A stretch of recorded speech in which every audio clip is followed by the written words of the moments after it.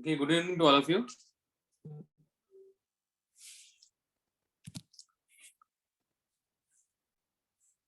सिर्फ मुझे इतना बता दीजिए आप लोग कि मेरी आवाज आ रही है आप लोगों को? Am I audible to all of you? Yes, sir. Yes. Yes, sir. Yes, sir, you're audible. So जितने लोग यहाँ पे हैं सबको दिख ही रहा होगा स्कोर 115 फिजिक्स, टारगेटिंग नीट 2022। सारी चीज दिख रही है, सबको मालूम है यहाँ क्या होने वाला है, इस सेशन में क्या बात करने वाले हैं। लेकिन बिफोर स्टार्टिंग, तो जैसा कि यहाँ पे लिखा है मेरे बारे में तो सबको जानते ही होंगे कि currently I am an HOD of physics in Evolve Career Institute, और एक्स एलएन फैकल्टी भी रह चुका हूँ मैं, कोटा में भी, मुंबई में भी।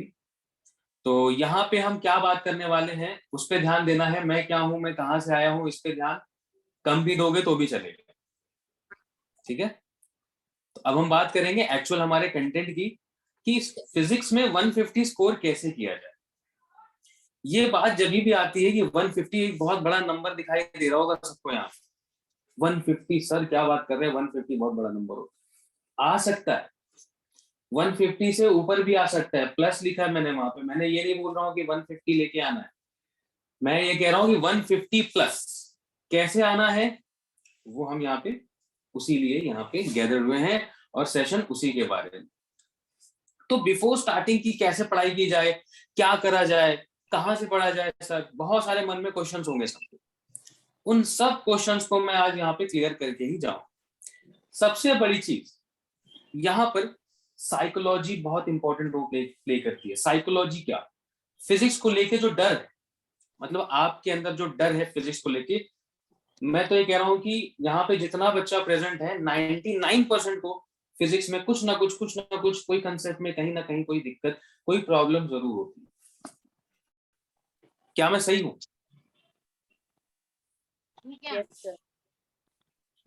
जवाब दे सकते हैं, जिसको चाहिए जवाब दे सकते हैं अनम्यूट करके। तो मेरे ख्याल से मुझे बोलने की जरूरत नहीं, पूछने की भी जरूरत नहीं है। सबको कोई ना किसी को फिजिक्स में कहीं ना कहीं न्यूमेरिकल सॉल्व करने में, कंसेप्ट को समझने में या कहीं ना कहीं प्रॉब्लम आती है। ठीक है, वो सारी प्रॉब्लम डिस्कस करें। लेकिन फर्स्ट ऑफ ऑल हम एक थोड़ा सा सेशन करेंगे कि कंसेप्ट को कैसे समझा जाए, मतलब कंसेप्ट को किस तरीके से समझा जाए ताकि हम फिजिक्स को अच्छे से सॉल्व कर सकें, अच्छे से समझ सकें। एक छोटा सा एग्जांपल लेता हूँ। काइनेमेटिक्स सबके यहाँ हो चुका है, मतलब यहाँ पे मेरे ख्याल से ईटेक एकेडमी के और रीजन के, राइट सर, रीजन एकेडमी के कोई बच्चे होंगे यहाँ पे और ईटेक एकेडमी के भी होंगे। Yes sir. ओके, तो मैं ये जान सकता हूँ कि दोनों भी कोचिंग में आपका काइनेमेटिक पार्ट हो चुका है, kinematics? Yes, sir. Yes, sir. Okay, चलिए। तो अब एक छोटा सा सवाल, जिसको भी आंसर आता होगा ना वो बताना मुझे कि can anyone tell me why the acceleration due to gravity is always acted downward. एक बहुत ही छोटा सा कंसेप्ट पूछा है फ्री फॉल का। मैं इंटरव्यू में किसी को अगर आता है वो हैंड रेस करके मुझसे इंटरव्यू देते ना तो थोड़े घबराते, लेकिन ये इंटरव्यू में तो कुछ ज्यादा ही घबरा रहे थे और उनको पसीना भी आ रहा था। मैं पूरी इंटरव्यू की वीडियो इधर डाल रहा हूँ, आप देख रहे हो, लेकिन आप क्लियरली देख सकते हो। उसको बोले थे अगर तेरे को गर्म पड़ रहा है, पसीना निकल रहा है तो मेरा जैकेट निकाल सकते हैं।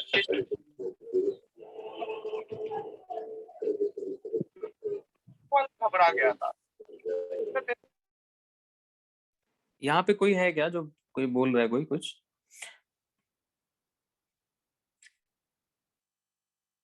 ओके, तो कोई आंसर देगा इसका? Why acceleration due to gravity is always acted downward? Anyone? Hand raise का ऑप्शन है ना?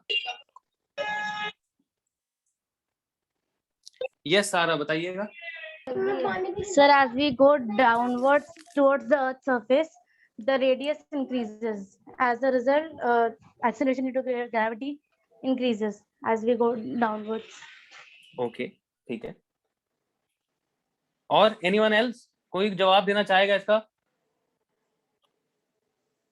कोई नहीं जवाब देना चाहेगा इसका? बस एक ही को आता है काइनेमेटिक्स। कोई बात नहीं, आज के बाद सारे आंसर दोगे। कंसेप्ट को समझना कैसे, अब ध्यान से सुनना मैं क्या बोलने वाला हूं, एकदम ध्यान से बहुत क्लियरली सुनना, बहुत क्लियरली बात सुनना। देखो व्हेनेवर जब भी किसी भी बॉडी की वेलोसिटी अगर चेंज होती है तो क्या चीज प्रोड्यूस होता है? एक्सेलरेशन। एक्सेलरेशन प्रोड्यूस होता है, सबको मालूम है। एक्सेलरेशन तभी प्रोड्यूस होगा जब किसी बॉडी की वेलोसिटी चेंज होगी। अगर बॉडी की वेलोसिटी चेंज नहीं हो रही है तो एक्सेलरेशन नहीं प्रोड्यूस होगा। चलो अब यहाँ की बात आगे बढ़ाते हैं। वेलोसिटी चेंज होती है यानी वेलोसिटी इंक्रीज भी हो सकती है और वेलोसिटी डिक्रीज भी हो सकती है। मानते हो बात को? तो अगर वेलोसिटी इंक्रीज होती है तो एक्सेलरेशन पॉजिटिव रहता है, और एक्सेलरेशन का डायरेक्शन कहां होता है? जिस डायरेक्शन में बॉडी मूव कर रही है, अपनी स्पीड को इंक्रीज कर रही है, उसी डायरेक्शन में एक्सेलरेशन होता है। Everyone agree? Yes, sir. Yes. अब दूसरा पार्ट देखते हैं। अगर वेलोसिटी डिक्रीज हो रही है, अगर वेलोसिटी डिक्रीज हो रही है तो एक्सेलरेशन का डायरेक्शन अब क्या हो जाता है? जिस डायरेक्शन में बॉडी मूव कर रही थी उसके अपोजिट डायरेक्शन में हो जाता है। हाँ या ना? Yes, sir. सारों को मेरी बात समझ में आ रही है? इसका मतलब जब बॉडी की वेलोसिटी इंक्रीज होगी तो एक्सेलरेशन उसी डायरेक्शन में होगा जिस डायरेक्शन में बॉडी का मोशन है, और जब बॉडी की वेलोसिटी डिक्रीज होगी तो acceleration opposite to the direction of motion होगा। बात समझ में आ रही है सबको? अब आ जाते हैं फ्री फॉल में।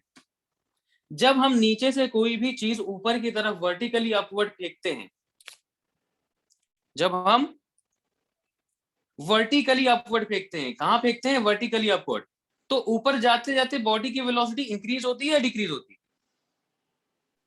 Decrease. डिक्रीज होती है। तो अगर डिक्रीज हो रही है तो इसका मतलब क्या है? एक्सेलरेशन का डायरेक्शन किधर हुआ? Opposite.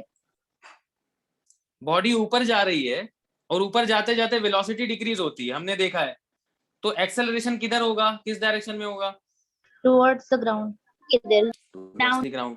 चलिए ठीक है। अब बॉडी एक समय आएगा, एक टाइम आएगा जहां पे बॉडी रुक जाएगी, क्योंकि वेलोसिटी डिक्रीज हो रही है तो कोई ना कोई ऐसा टाइम आएगा जहां पे बॉडी रुक जाएगी। उसके बाद जब बॉडी नीचे की तरफ आने लगेगी तो उसकी वेलोसिटी इंक्रीज होती है नीचे आते आते, या डिक्रीज होती है? अभी बताओ। इंक्रीज होती है। Increase. इंक्रीज होती है। तो अब एक्सेलरेशन किस डायरेक्शन में होगा? Towards. Towards the downward. ground। Towards ground.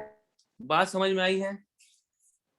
तो इसीलिए चाहे बॉडी ऊपर जाए चाहे बॉडी नीचे आए, फ्री फॉल में आपका एक्सेलरेशन ड्यू टू ग्रेविटी जो होता है वो कहाँ होगा? हमेशा Ground. Towards the ground. तो क्या किसी ने नोटिस किया कि एक डिफरेंट वे में पढ़ने की कोशिश करी acceleration due to gravity?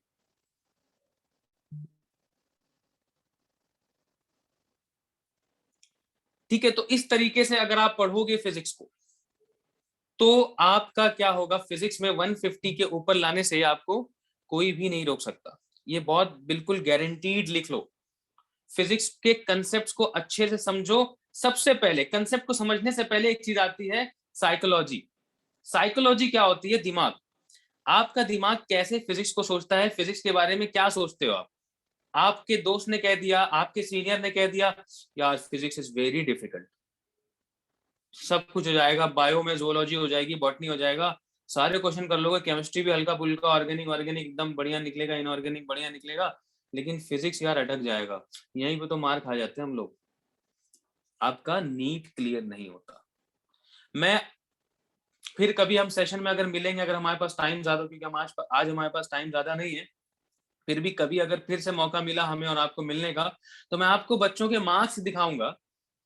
Biology में यानी ज़ूलॉजी और बॉटनी में दोनों में फुल रहता है, और केमिस्ट्री और फिजिक्स में कम होता जाता है। केमिस्ट्री में कम होता है और सबसे कम फिजिक्स में होता है, जिसकी वजह से उनकी रैंक कम हो जाती है। ये एग्री करते हो सब लोग?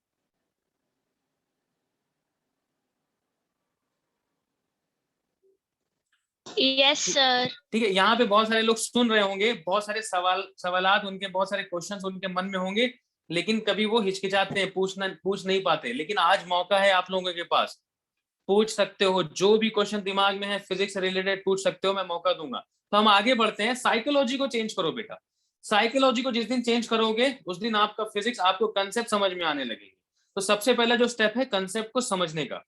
तो कंसेप्ट को समझने के लिए आपको साइकोलॉजी क्लियर रखनी पड़ेगी कि physics is not that tough जितना हम सोचते हैं, जितना हमने सुना हुआ है।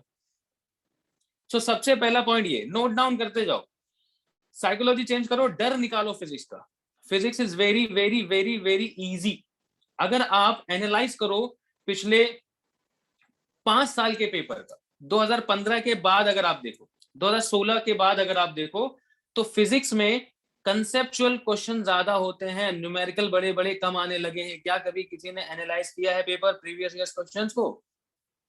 अगर एनालाइज करोगे तो समझ में आएगा कि कंसेप्चुअल बेस है। और 2019 में अगर आप नीट के बारे में बहुत ज्यादा, आपको मेडिकल फील्ड में जाने की बहुत ज्यादा एंथुसियाज्म है ना, तो ये चीज आपको पता होनी चाहिए कि 2019 में मद्रास हाई कोर्ट ने एक जजमेंट पास किया नीट के ऊपर, कि नीट में जो क्वेश्चन डिजाइन होते हैं वो सिर्फ उन स्टूडेंट्स के लिए हैं जो स्टूडेंट्स लाख ऑफ रुपीज खर्चा करके बड़े बड़े इंस्टीट्यूशन में जाके अपनी कोचिंग लेते हैं, तो वही वो पेपर को सॉल्व कर पाते थे।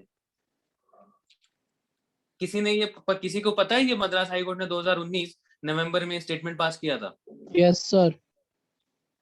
तो उसके बाद देखो 2020 का जो पेपर है उसके अंदर 33 question out of 45 question were from NCERT textbook directly। अगर क्वेश्चन को एनालाइज करो, पेपर को एनालाइज करो, तो देखो जिस साल जजमेंट पास हुआ उसके नेक्स्ट ईयर जो क्वेश्चंस आए हैं नीट में, वो 45 क्वेश्चन में से 33 क्वेश्चन डायरेक्ट एनसीईआरटी से उठाए। तो इसका मतलब अब फिर हमने 2021 का भी पेपर देखा, उसमें भी एनसीईआरटी से डायरेक्ट क्वेश्चन को उठाया गया है, कंसेप्ट को उठाया गया है, लाइन टू लाइन उठाई गई है। तो इससे हमें क्या सीख मिल रही है? इससे हमें क्या सीख मिल रही है? हमारा फर्स्ट प्रायोरिटी क्या होना चाहिए? प्रिपरेशन स्ट्रेटेजी की बात करेंगे हम लोग। क्या करेंगे अभी? Preparation strategy. तो सबसे पहला क्या होना चाहिए? एनसीईआरटी बुक्स को बहुत अच्छे से रीड करना है, कंसेप्ट को वहां से पढ़ना है। बात समझ रहे हो? तो एक चीज ये याद रखो, कंसेप्ट समझना है तो सबसे पहले साइकोलॉजी को क्लियर करना पड़ेगा कि फिजिक्स टफ नहीं है बच्चा, फिजिक्स टफ नहीं है, ये दिमाग में बैठा लो, फिजिक्स टफ नहीं है, जरा भी टफ नहीं है। कंसेप्ट को समझोगे तो आसानी हो जाएगी। सर हमको कंसेप्ट समझ में नहीं आता, क्लास में बहुत ध्यान देते हैं उसके बाद भी समझ में नहीं आता, क्या किया जाए? तो आपके अंदर साइकोलॉजी बनी हुई है, डर बना हुआ है किस ज्यादा छोटा नहीं है वो, ज्यादा छोटा नहीं है। तो ठीक है, तो ये जो डर को निकाला कैसे जाए सर? तो डर को कैसे निकालोगे? मैं तो निकाल नहीं सकता, मैं तो सिर्फ बोलूंगा कि डर को निकालो। यस गुलाम दस्तगीर कुछ बोलना चाह रहे हैं आप?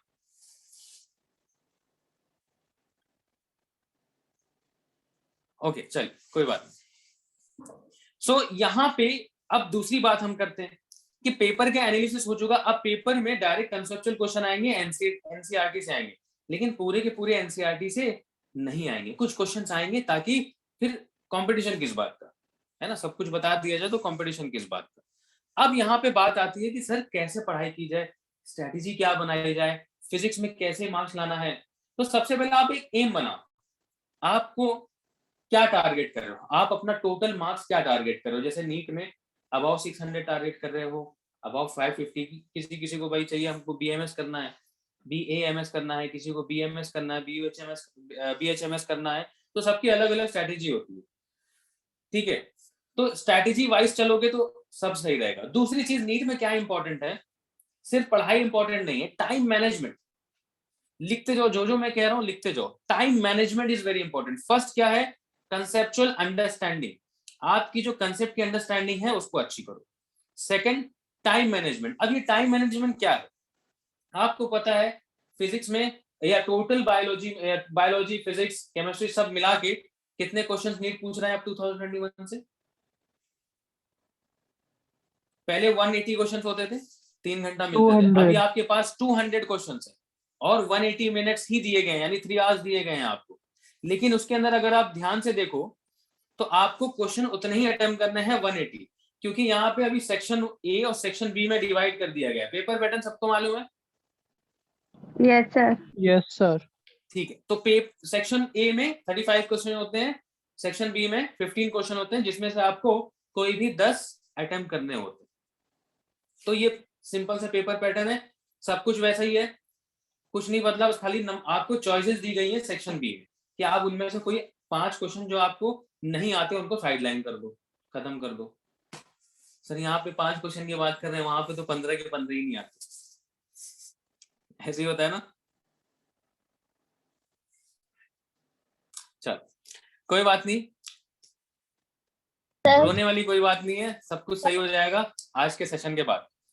तो सबसे पहला क्या है, किसी को याद है सबसे पहला पॉइंट क्या है? Conceptual understanding. Conceptual understanding, very good. तो कंसेप्चुअल अंडरस्टैंडिंग के लिए तो कंसेप्ट कोई डिफिकल्ट नहीं होता, अंडरस्टैंडिंग के लिए क्या करना पड़ेगा आपको? सबसे पहले साइकोलॉजी ठीक करनी पड़ेगी, फिजिक्स नॉट दैट टफ, खत्म। सेकंड पॉइंट क्या है? Time management. अब टाइम मैनेजमेंट कैसे होगा? 180 क्वेश्चंस है और 180 मिनट्स भी दिए गए हैं, यानी एक क्वेश्चन के लिए 1 मिनट है आपके पास, उससे ज्यादा समय नहीं दिया जाएगा। तो अब आप यहाँ पे क्या करो, प्रीवियस ईयर्स क्वेश्चन को उठाओ और सॉल्व करो। सॉल्व करते टाइम देखो कि आप उस क्वेश्चन को सॉल्व करने में कितना टाइम ले रहे हो, उस क्वेश्चन को सॉल्व करने में कितना टाइम ले रहे हो। मान लो उस क्वेश्चन को सॉल्व करने में 3 मिनट लग गए, 4 मिनट लग गए, कभी कभी 5 मिनट लग जाते है ना। लेकिन आपको कितने मिनट में सॉल्व करना है? 1 minute. 1 minute. 1 मिनट। तो time management is very important. तो ये कैसे होगा? जादू से तो होगा नहीं, मैजिक तो होता नहीं है। कैसे होगा? प्रैक्टिस से। Practice more number of questions, practice previous years question. ठीक है, इस सारी की चीज की मैं समरी दे दूंगा, आप उसको बाद में भी नोट डाउन कर सकते हो। समझ में आ रही बात? अच्छा, अब आगे चलते हैं। बहुत लोगों का क्वेश्चन ये होगा सर कि पढ़ाई में जब हम फिजिक्स सॉल्व करने बैठते हैं, 2 क्वेश्चन करते हैं, तीसरा क्वेश्चन जैसे सॉल्व करते हैं और उसमें जरा सा भी फंस गए, 2-3 बार उसको काट वाट के थोड़ा सा आंसर लेके आ रहे हैं, नहीं आ पा रहा है, तो फ्रस्ट्रेट हो जाते हैं, फिजिक्स बंद, लेट गए, मोबाइल चलाने लगे, टीवी देखने लगे। ऐसे ही है क्या? ऐसे ही है? ऐसा होता है? फ्रस्ट्रेट हो जाते हो, नहीं होते? कि क्वेश्चन सॉल्व करते करते करते करते करते कोई क्वेश्चन में फंस गए और उस क्वेश्चन में फंसने के बाद आपको लगता है अरे यार फिजिक्स तो हो ही नहीं रही है, बंद किया, उसके बाद फिजिक्स खोलते नहीं, वो डर गए और डर बैठ गया, अरे यार ये कैसे होगा यार, क्वेश्चन सॉल्व ही नहीं हो पाते फिजिक्स के। यही बात आती है, सारे की सबके साथ कहानी यही है, यहाँ पे जितने लोग हैं 90% की कहानी यही है। ठीक है, अच्छा अब आगे बढ़ते हैं कि सर स्ट्रैटेजी हमारी होनी क्या चाहिए, हमारी जो स्ट्रैटेजी है वो कैसी होनी चाहिए, दिखाते हैं। प्रिपरेशन स्ट्रैटेजी आपकी क्या होनी चाहिए, तो मैं आपको बताता हूं क्या होनी चाहिए। सबसे पहली चीज,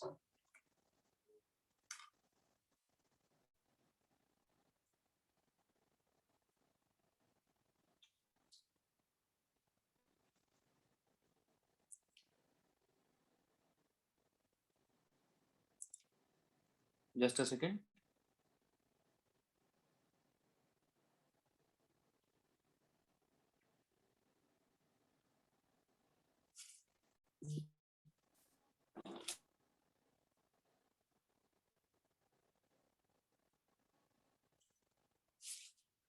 स्क्रीन दिख रही है आप लोगों को मेरी?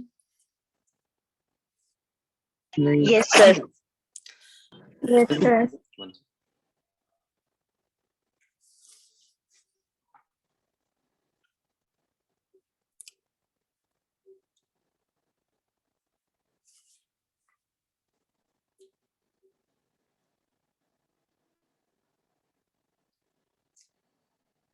टाइम वेस्ट करने आए हैं कुछ लोग यहाँ पे, ऐसा लग रहा है मुझे।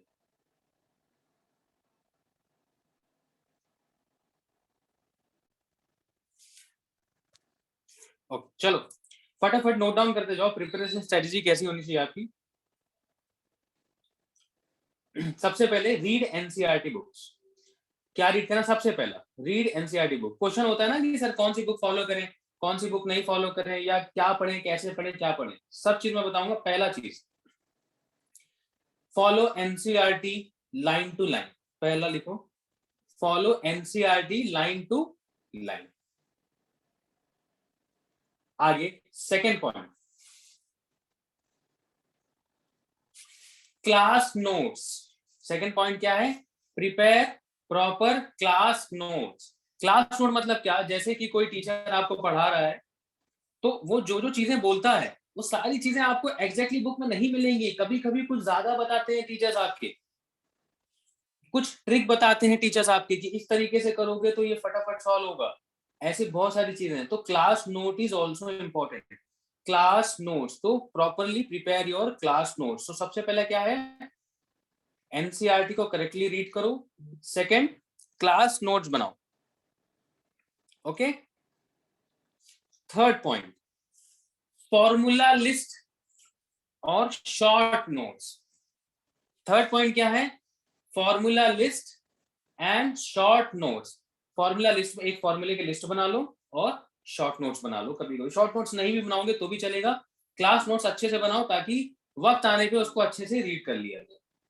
फॉर्मूला लिस्ट, फिर PYQ सॉल्व करो, प्रीवियस ईयर्स क्वेश्चन। पिछले 20 साल के सॉल्व करना है, ज्यादा नहीं। Last 20 years. कितने पॉइंट्स हो गए? 4 4 पॉइंट्स। अगर ये 4 पॉइंट्स अच्छे से आप लोगों ने फॉलो कर लिया तो आपको पता भी नहीं है आप कितना अच्छा स्कोर कर ले जाओगे नीट में। क्लियर हो रही है बात? क्लियर हो रही है बात? अच्छा, अगर किसी के कुछ क्वेश्चंस हैं तो वो मुझसे पूछ सकता है।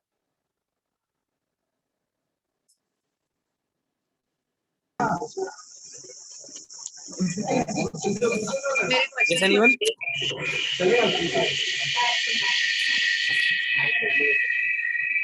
कुछ सर क्वेश्चंस हैं किसी के? सर क्वेश्चन प्रैक्टिस के लिए सिर्फ प्रीवियस ईयर क्वेश्चन करने हैं। यही मेरा क्वेश्चन था। हाँ, देख, अगर आप लोगों के पास क्लास नोट्स है, क्लास में देखो इतने क्वेश्चंस करा दिए जाते हैं, इतने प्रैक्टिस क्वेश्चन करा दिए जाते हैं कि आपको सिर्फ और सिर्फ क्लास की तरफ से जो DPPs मिलेंगी, सो उन क्वेश्चंस को भी सॉल्व कीजिए। That's it. और प्रीवियस ईयर क्वेश्चन सॉल्व करिए, बहुत है, काफी है, इनफ है to score great marks, to score much more marks than required. जो रिक्वायर्ड है आपका, अगर वो मार्क्स चाहिए आपको, काफी है ये काफी है। मतलब जो भी आपको टीचर्स करा रहे हैं, प्रैक्टिस क्वेश्चन जो करा रहे हैं, प्लस आपको जो DPPs मिल रही है कोचिंग से, और प्रीवियस ईयर्स क्वेश्चन, ये तीनों प्रैक्टिस के लिए हैं। इसके अलावा एनसीईआरटी कंसेप्ट के लिए रीड करो। That's it. अगर बहुत ज्यादा सॉल्व करने का मन है तो आप आ जाओ, DC पांडे फॉलो करो आप लोग। DC पांडे पता है ना सबको? Everyone know this book? Yes sir. Okay, चलिए DC पांडे को फॉलो कर सकते हैं। लेकिन इतना सब कुछ करने के बाद, जो मैंने बताया है, इतना सब कुछ करने के बाद भी अगर टाइम बच रहा है, and if you want to solve more and more question, then follow DC Pandey. और anyone?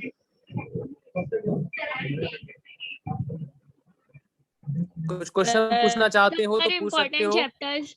हाँ सर। हाँ बेटा। सर कौन सा? पूछ रहा है क्या बोलूं? 1 by 1 हैंड रेज करके पूछिए, तो 1 by 1 मैं क्वेरी को रिलेट कर पाऊंगा उसको। हैंड रेज करिए और पूछिए। पढ़ो, वो तो अपना ही नाम बताएंगे ना।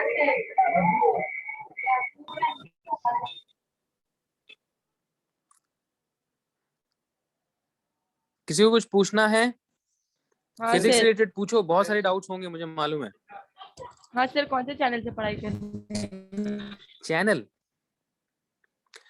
मैं आपको एक बात बताऊं, देखो अगर आप किसी कोचिंग से जुड़े हुए हो ना, तो आपको किसी चैनल की जरूरत नहीं है बेटा, ठीक है? और एक चीज और बता दूं, अगर अगर आपने कोचिंग इंस्टीट्यूट से अपनी कोचिंग कर ली है और अगर आपने किसी चैनल को देखा, तो कंफ्यूजन बढ़ सकती है, कम नहीं होगी, ये याद रखना, ठीक है? और अगर आपने किसी कोचिंग इंस्टीट्यूट में नहीं हो तो फिर कोई भी चैनल फॉलो करो, उसमें क्या दिक्कत है।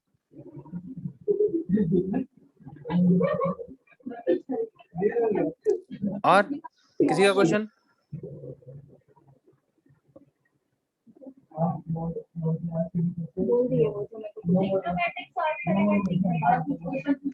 किसी का कुछ क्वेश्चन है? कुछ ने चैट्स में कुछ भेजे, एक मिनट देख लेता हूँ मैं। सर जो लोग कोचिंग मतलब फॉलो नहीं करते हैं तो वो लोग को कैसे करना चाहिए? देखो, कोचिंग अगर आप नहीं आ रहे हो तो मैंने क्या बोला, सबसे मेन चीज क्या है आपको नीट के फिजिक्स के लिए? सबसे मेन चीज क्या बताई है मैंने? फर्स्ट पॉइंट, एनसीईआरटी की टेक्स्ट बुक्स रीड करिए। Second, previous years question solve करिए।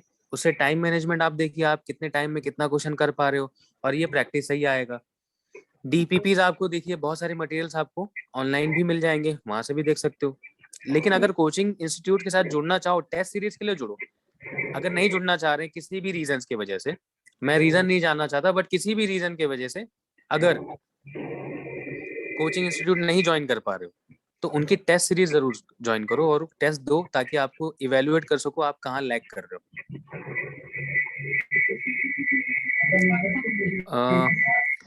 सर कभी कभी कंसेप्ट समझ में आने के बाद भी न्यूमेरिकल में प्रॉब्लम होती है। तो न्यूमेरिकल में प्रॉब्लम क्यों होती है पता है किसी को? अगर यहाँ पे कोई स्टूडेंट्स जानता है मुझे, पहले कभी ईटेक में मैंने काफी पढ़ाया है। Yes sir, 10th standard. 10th standard में, ओके। अभी आप टारगेट बैच में हो, 3 साल हो गए ना? नहीं सर, 11th स्टैंडर्ड। अच्छा 11th में हो, ओके चलो कोई बात नहीं। तो कंसेप्ट कभी कभी समझ में नहीं आता है, सॉरी समझ में आ जाता है लेकिन न्यूमेरिकल सॉल्व नहीं हो पाते। उसका रीजन मैंने कई बार बताया, अपने पुराने स्टूडेंट यहाँ पे हैं वो जानते होंगे कि प्रैक्टिस कम होती है। किस क्वेश्चन को किस फॉर्मूले से सॉल्व करना है, या किस क्वेश्चन में कौन सा कंसेप्ट लग रहा है, यहाँ पहचानना, यही होता है टैकल करना क्वेश्चन को। किसने पूछा how to tackle the question? तो क्वेश्चन को आप कैसे टैकल कर सकते हो? फर्स्ट रीड द क्वेश्चन, 2-3 बार उसको रीड करो, 4-5 बार रीड करो। क्वेश्चन नहीं समझ में आया तब तक रीड करो, और जैसे ही आपको क्वेश्चन समझ में आने लगेगा आप वहीं पे एकदम एंजॉय करने लगोगे। कैसे? क्वेश्चन को जितनी बार रीड करोगे आपको समझ में आने लगेगा किस कंसेप्ट पे बेस्ड है ये क्वेश्चन। और ये कब आएगा? प्रैक्टिस से आएगा। किससे आएगा? Practice, only practice, only practice, practice practice. बार बार कह रहा हूं मैं, कंसेप्ट को और अच्छे से क्लियर करना है तो प्रैक्टिस करो, जितना हो सके प्रैक्टिस करो। क्वेश्चंस लगाओ, डीपीपीज लो, क्लास में सर को बोलो सर क्वेश्चन और सॉल्व कराइए इस कॉन्सेप्ट पे। समझ रहे हो बात को? किसका क्वेश्चन था उसको मिल गया आंसर? इंपॉर्टेंट चैप्टर बताओ। इंपॉर्टेंट चैप्टर जैसा कुछ नहीं है। अगर आप नीट को अच्छे से एनालाइज कर रहे हो, अगर वाकई आपका टारगेट अगर है मेडिकल, तो आप देखोगे 2021 का जो पेपर है उसमें 63% of the question were from class 11। अब मैं कैसे बता दूं कौन सा चैप्टर इंपॉर्टेंट है? बात समझ रहे हो मेरी? Every chapter is equally important, every chapter is equally important. Her chapter एक इंपॉर्टेंट है। बस फर्क ये है कि आपको कौन सा चैप्टर नहीं आता तो जरूरी नहीं वहां से क्वेश्चन आ जाए, बट अगर आ गया तो so we should always be prepare for worst. कितना बुरा हो सकता है वो प्रिपेयर करो, ठीक है? किसी का क्वेश्चन है कि कभी कभी फॉर्मूला भी पता होता है पर क्वेश्चंस देखते ही कंफ्यूज हो जाते हैं और कुछ समझ नहीं आता। ठीक है, ये कब होता है? जब आपको डर बैठा हो फिजिक्स का, वाकई। इसके अलावा इसमें और कोई चीज नहीं है। आपको फॉर्मूला भी पता है, आपको कंसेप्ट भी पता है, क्वेश्चन देख के डर गए कि मुझसे सॉल्व हो पाएगा या नहीं हो पाएगा। ये है साइकोलॉजी। तो सबसे पहले मैंने वही बात करी थी, अपने इसको चेंज करो। फिजिक्स इज वेरी इजी, ऐसा डिफिकल्ट करके कुछ नहीं है। मद्रास हाई कोर्ट ने इसीलिए तो पास किया है रूल, ताकि आप जो नॉर्मल एवरेज बच्चे हैं उनको भी फिजिक्स समझ में आए। क्लियर? तो कोई दिक्कत वाली बात नहीं है। अगर आप क्वेश्चन देखने के बाद फॉर्मूला भी पता है, सब कुछ आ रहा है, फिर भी नहीं हो पाता तो ये सिर्फ साइकोलॉजी की प्रॉब्लम